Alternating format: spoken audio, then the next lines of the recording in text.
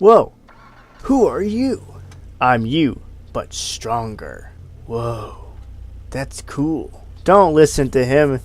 I was here first. I'm the true Skyline ripoff.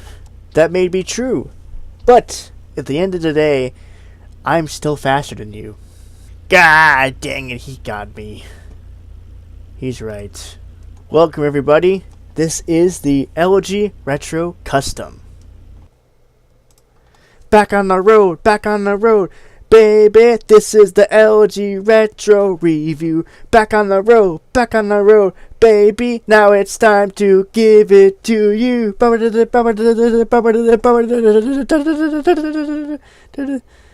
Oh right, this isn't Initial D, is it? On to the review. Finally, the review is here. This is the 1992 Elegy Retro Custom, a car that needs no introduction, but I'm gonna give one anyway. 1992 Elegy Retro Custom. The kids have finally moved out, your wife divorced you, but hey, that's okay. Your bonus allowed you to get the only thing you need in life, this car. For the man who rides the mountain passes long after everyone's gone to sleep, and for the man who also cries himself to sleep, knowing this car is the only thing he has left. Anyway, back on topic. At some point, anyone who's anyone in Los Santos has looked over a 10-car garage full of nothing but stock Elegies and wondered, what the hell were they doing with their life? Well, thanks to Benny, you can wonder no more. Now, every one of those beauties is a nostalgia-fueled, mod-drenched, early 90s retro custom classic just waiting to happen. The Elegy Retro Custom, being the predecessor to the Elegy RH8, is more based on the original Elegy from GTA San Andreas. I'm not going to show the clip, by the way, I already showed it last week. Which looked more like the Nissan Skyline R32. This newer, quote-unquote, rendition of this car is once again still based on the Nissan Skyline R32 GTR. Just like its real-life counterpart, the Elegy Retro is powered by a double overhead cam inline 6, looking very similar to the legendary RB26 DETT featured in the Nissan Skyline GTR. Just like on the Sultan RS, if you open the trunk, there is a fuel cell in the back. Now, I'm not sure what the fuel cell was used for, but I thought it was kind of interesting to find a fuel cell similar to the one in the Sultan RS. So, that's a cool little extra feature, I guess. Just like the Skyline, the Elegy Retro has an all-wheel drive drivetrain with 25% in the front and 75% in the rear. Due to its age, the Elegy Retro Custom ends up being slower than the original Elegy RH8. However, it is still a top contender in the sports class due to its all-wheel drive, giving it a boost in acceleration and handling. The top speed is lower than that of the RH8 and will lose ground at high speeds in comparison to the Pariah and the Shafter V12. The Elegy Retro Custom strength is mainly in tight corners, similar to the RH8.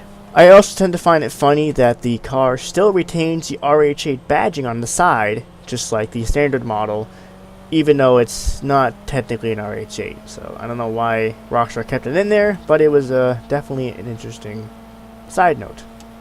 Alright, so let me tell you guys. So driving this car, it feels a lot like driving a Sultan RS. I feel very powerful driving it. More powerful than driving a normal supercar, actually.